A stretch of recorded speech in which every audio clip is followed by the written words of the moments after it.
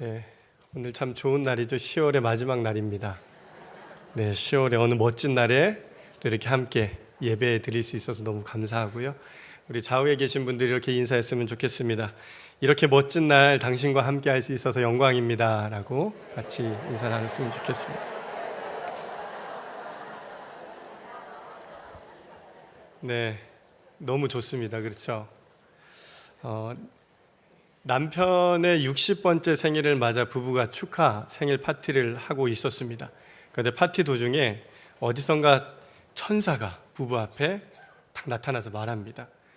당신들은 60살까지 한 번도 부부싸움을 안 하고 사이좋게 지냈으니까 제가 소원을 한 가지씩 들어드릴게요 라고 얘기했습니다. 우선 아내분의 소원이 뭐죠? 라고 이렇게 얘기합니다.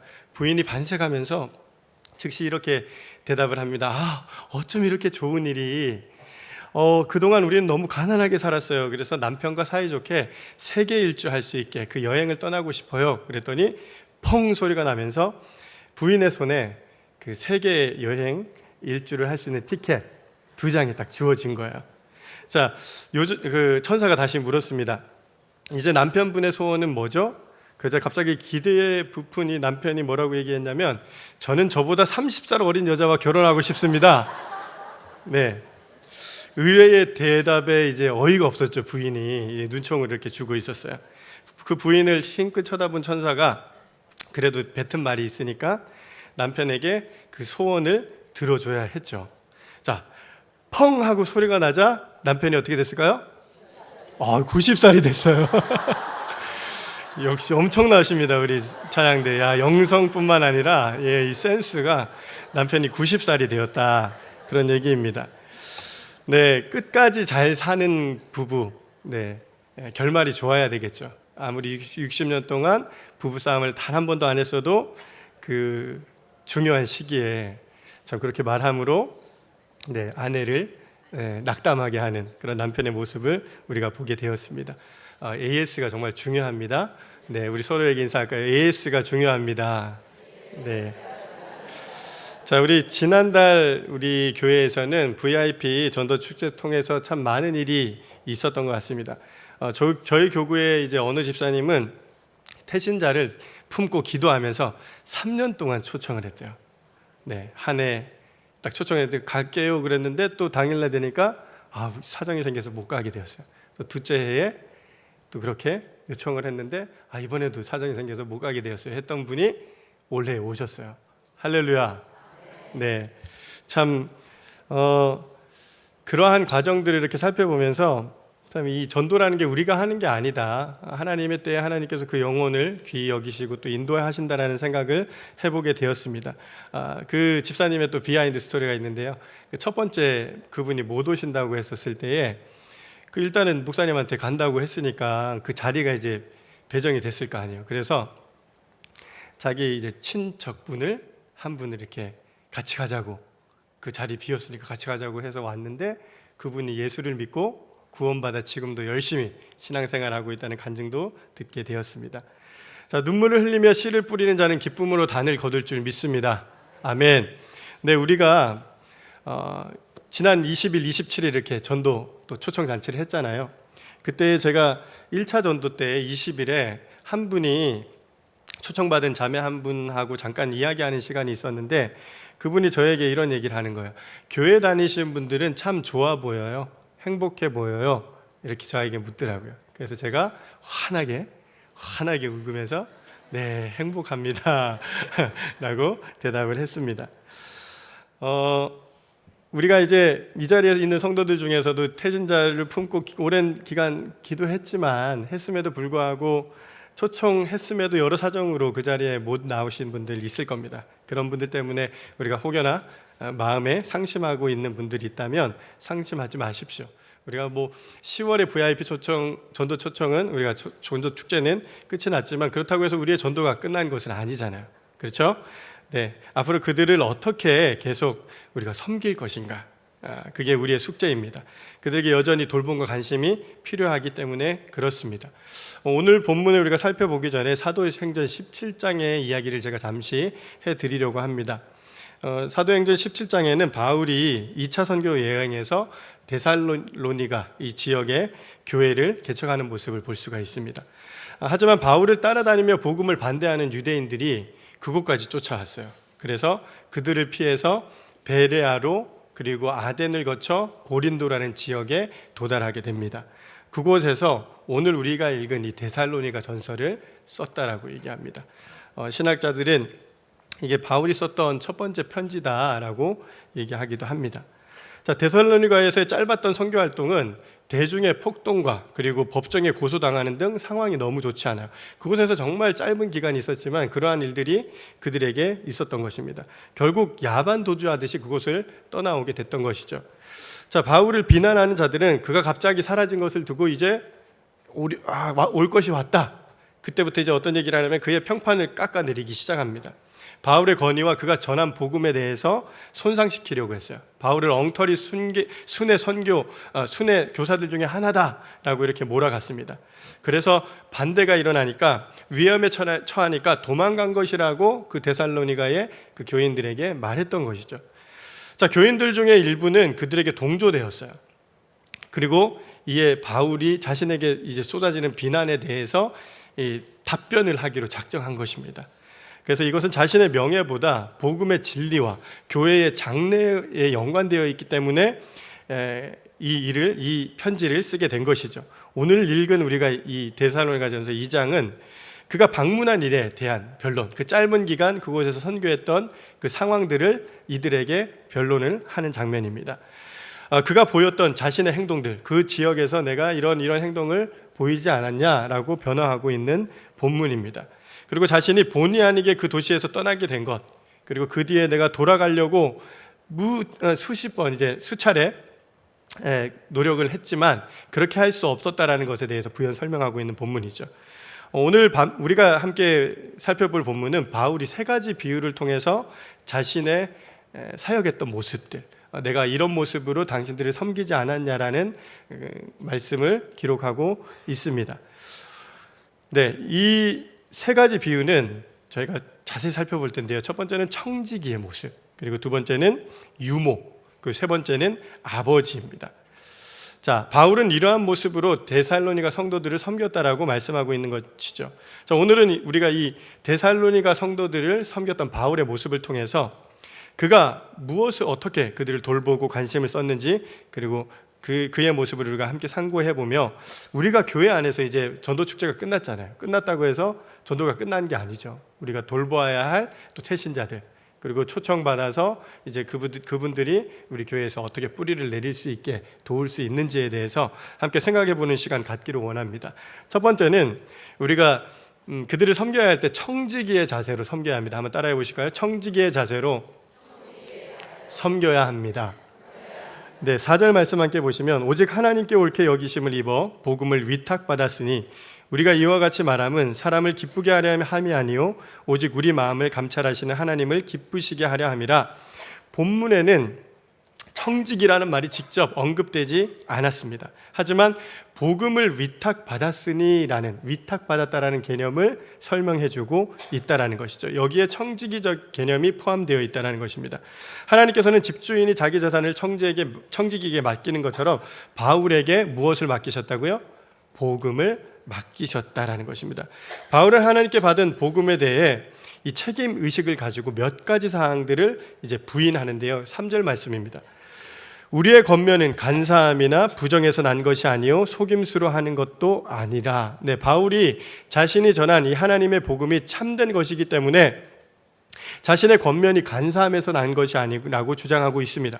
또한 그것은 부정에서 난 것도 아니다 라고 하고 있죠. 그리고 자신의 권면이 속임수로 행한 것도 아니다 라고 말씀하고 있습니다. 이게 무슨 이야기냐? 데살로니가의 그 교회에 바울을 반대하던 세력들이 그는 그냥 말쟁이에 불과해 라는 인식을 심어줬던 거예요. 그냥 간사함에 했던 말이고 속임수로 한 것이다라고, 밥벌이 하려고, 돈벌이 하려고 그런 존재 중에, 그런 교사들 중에 하나다라고 얘기했던 것입니다. 그렇지만 바울은 그것에 대해서 전면적으로 부인하고 있는 것이죠. 자, 그들의 선교 행위, 이 정도를 벗어난 것이 전혀 없었다는 것을 변론하고 있습니다. 이처럼 바울은 간사함, 부정, 속임수, 이런 것들과 대조해서 청지기의 이 비유를 말씀하고 있는 게 4절 말씀이에요. 자, 하나님께 옳게 여기심을 입어 복음을 위탁받았으니, 네, 하나님께 바울은 옳게 여김을 받았다, 옳게 여김을 입었다, 하나님께서 옳게 여기셨다라는 것이죠. 여기서 옳게 여기셨다라는 번역된 이 헬라어 도키마조는 검토하다, 시험하다, 그리고 그런 의미가 담겨 있고요. 또 한 가지는 그 결과로 입증된 것으로 받아들이다. 네, 이 시험의 결과 입증된 것으로 받아들이다라는 그 단어로 이제 번역하기도 합니다. 승인하다라는 의미일 수도 있죠. 자, 더욱 간단하게 시험에서 진짜인지를 알아내다라는 의미가 그 단어에 담겨져 있습니다. 하나님께서 바울을 시험해 보시고, 그리고 그가 적합한 사람이라는 것을 인정하셨다라는 의미가 담겨져 있습니다. 그리하여 그에게 복음을 위탁하셨다라는 것이죠. 자, 우리 모두에게 하나님이 이 복음을 위탁하신 줄 믿으십시오. 아멘이시죠? 네, 여러분들이 위탁 받으셨다라는 것은 이러한 검증이 이루어졌다라는 거예요. 우리에게 그러한 검증들이 이루어졌기 때문에 우리에게 그 복음을 맡기셨다라는 거예요. 지난 부흥회 때 오셨던 홍정길 목사님이 이런 말씀을 해주셨습니다. 우리나라에서 누가 말씀대로 살아가는지 그분이 찾기 시작했대요. 누가 이 대한민국에서 말씀대로 살아갈까? 그러면서 이렇게 여러 루트를 통해서 알아본 결과 가나안 농군학교의 김용기 장로님이다라는 이제 소식을 듣고 그분하고 내가 함께 살아봐야 되겠다라는 마음으로 이렇게 찾아갔대요. 그리고 그분과 함께 사는 기간 동안 이런 일이 있었다고 합니다.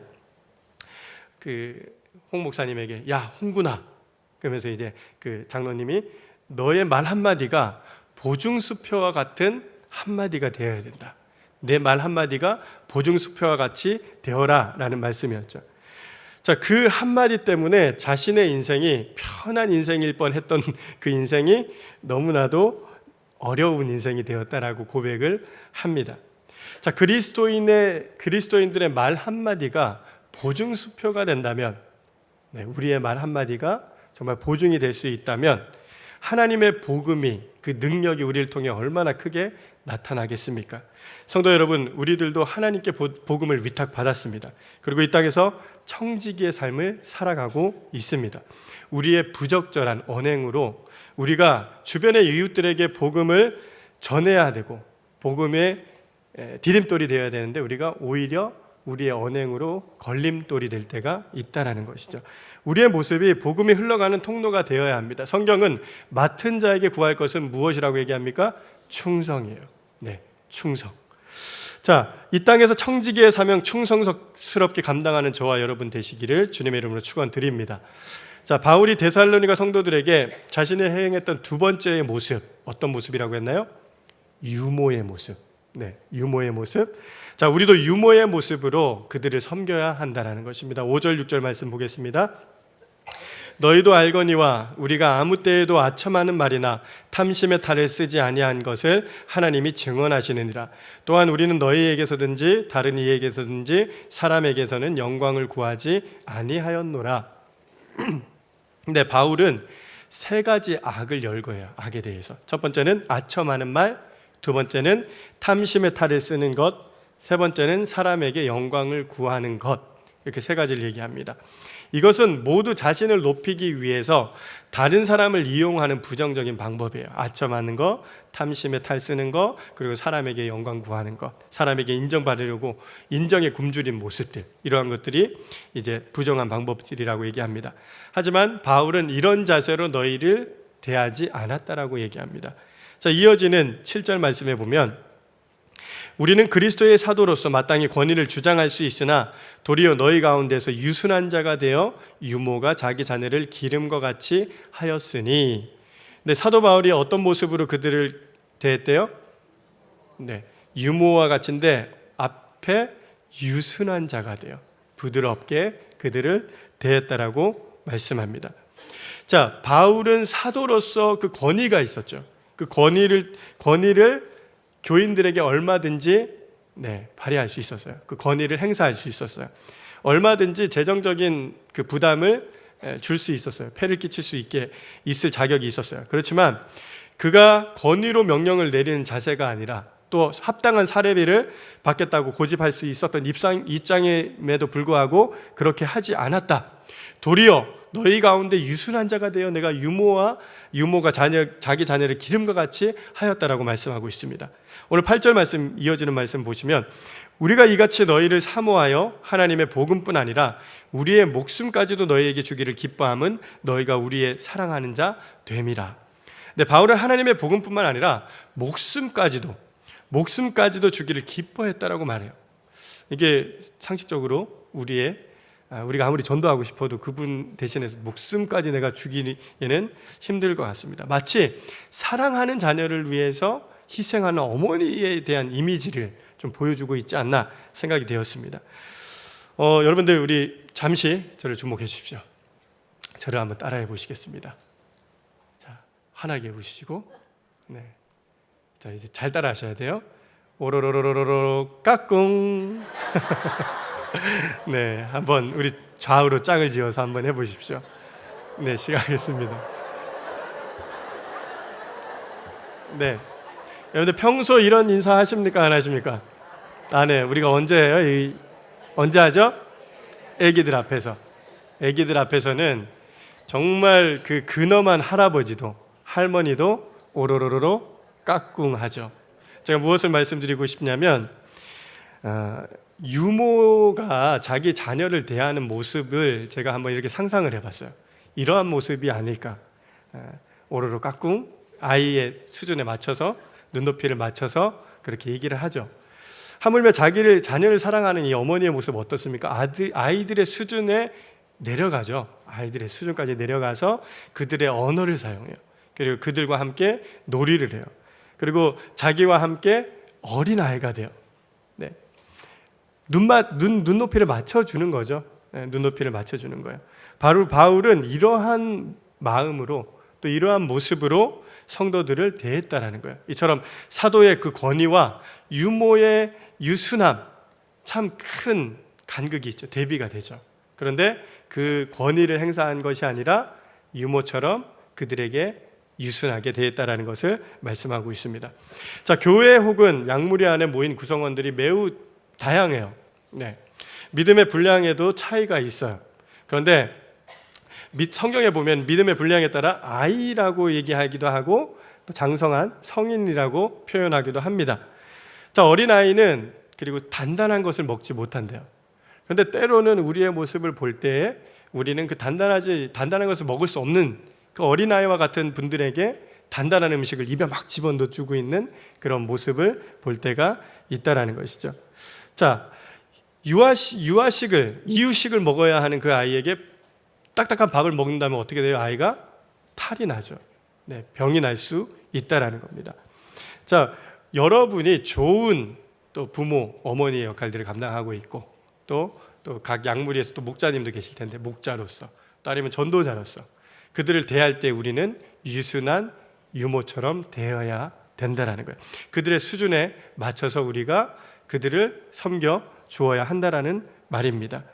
간혹 우리가 딱딱한 음식을 또 딱딱한 그 말, 딱딱한 그 권면, 그 한마디가 그의 마음을 상하게 하고 또 그 그룹에서 이탈하게 하는 경우도 생긴다라는 거예요. 그래서 우리는 항시 그들의 믿음을 조금 고려해서 우리가 그렇게 유모와 같은 모습으로 되어야 할 것입니다. 자, 바울의 모습처럼 우리가 유순한 모습으로 그들을 대할 때 그들이 건강하고 아름다운 또 양무리로 교회를 이룰 줄 믿습니다.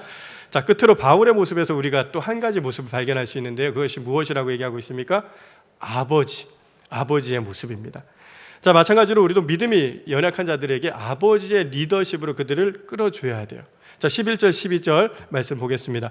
너희도 아는 바와 같이 우리가 너희 각 사람에게 아버지가 자녀에게 하듯 권면하고 위로하고 경계하노니 이는 너희를 부르사 자기 나라와 영광에 이르게 하시는 하나님께 합당히 행하게 하려 함이라.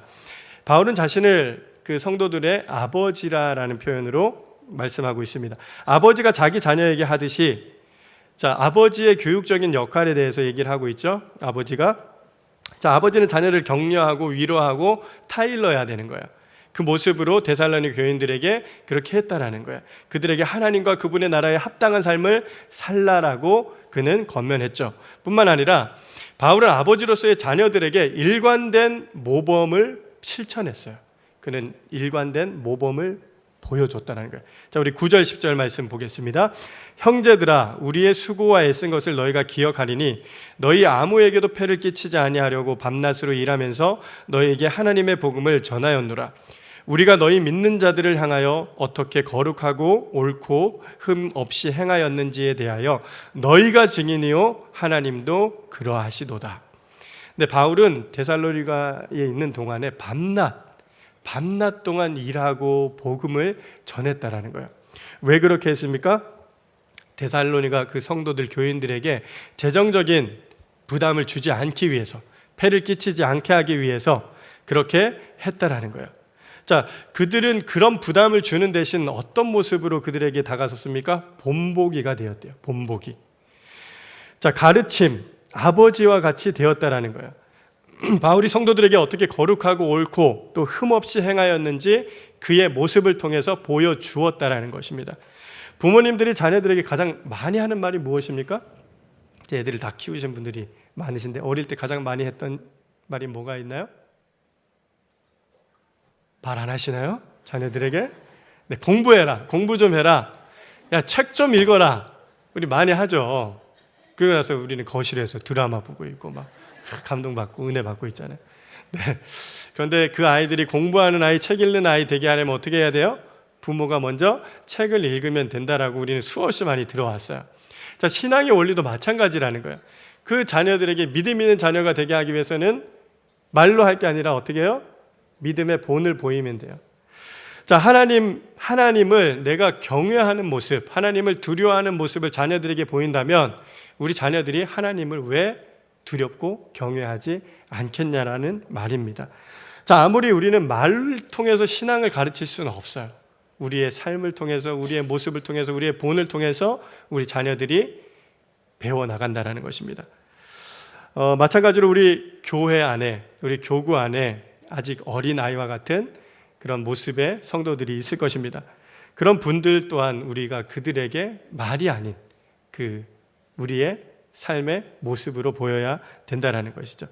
지난주에 저희 교구에 목자 한 분이 그런 얘기 하더라고요. 목자가 그 주일 설교 말씀을 귀하게 여기니까 우리 양원들이 말씀을 귀하게 여기더라라고 고백하더라고요. 저희 육교구에서는 제가 조금 우리 목자님들 괴롭히고 있어요.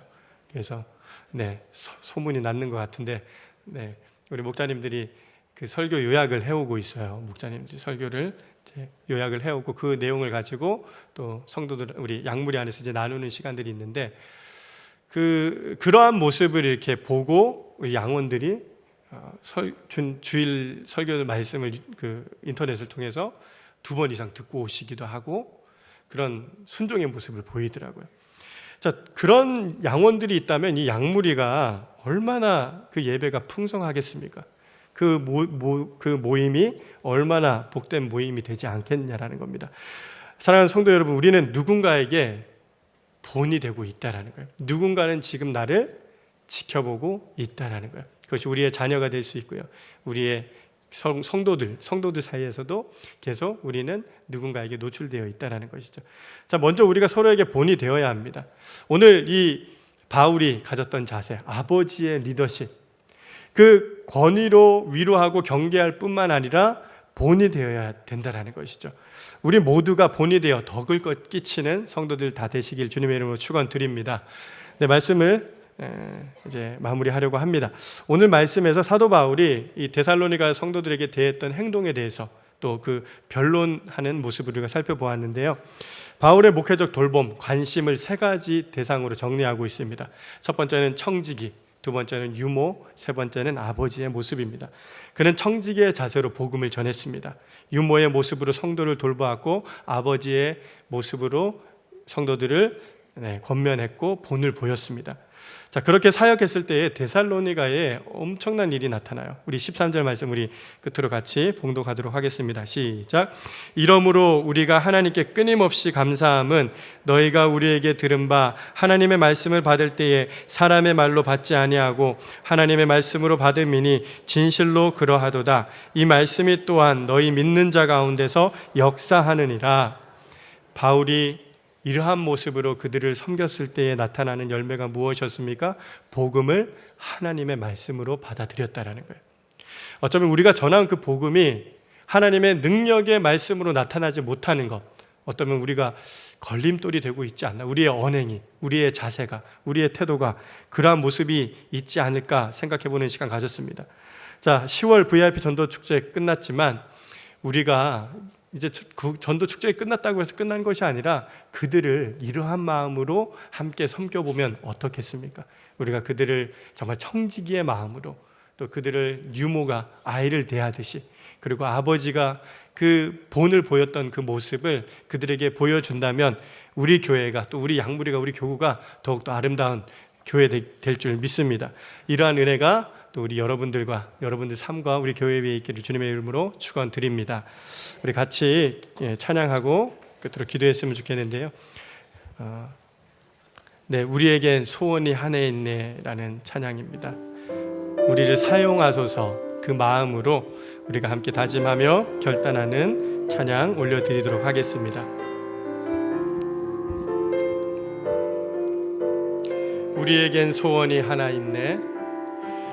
우리에겐 소원이 하나 있네. 주님 다시 오실 그날까지 우리 가슴에 새긴 주의 십자가 사랑, 나의 교회를 사랑케 하네. 주의 교회를 향한 우리 마음, 주의 교회를 향한 우리 마음,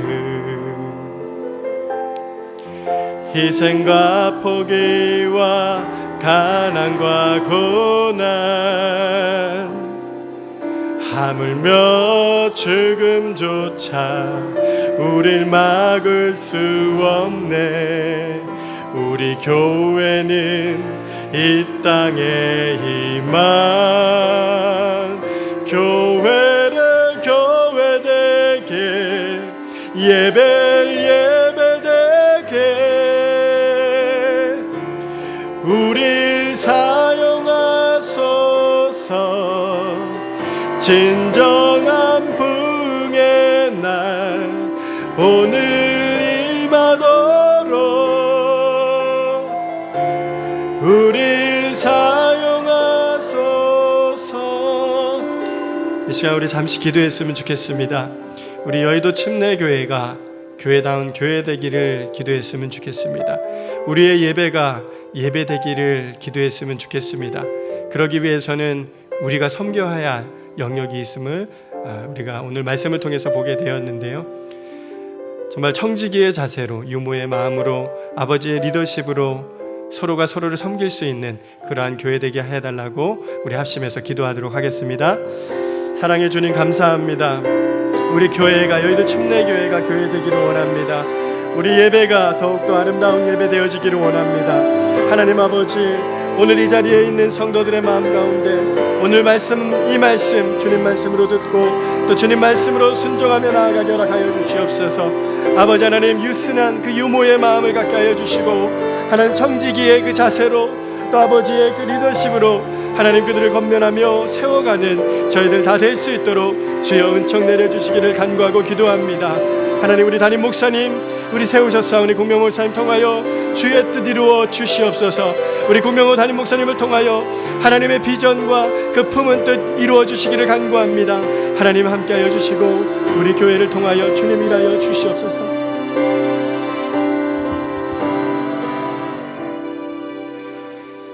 사랑의 주님, 우리를 여의도 침례교회로 또 하나 되게 하심을 너무나도 감사드립니다. 우리 교회가 더욱더 교회 되기를 우리가 몸부림치고 있습니다.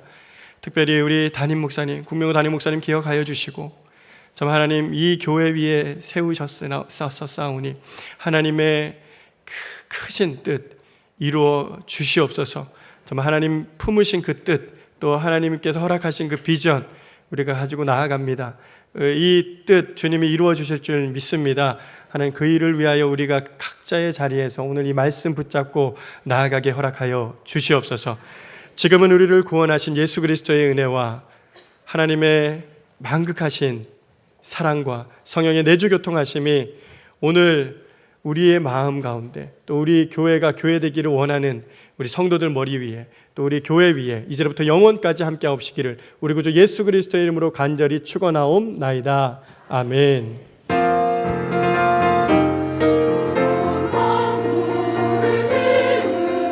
아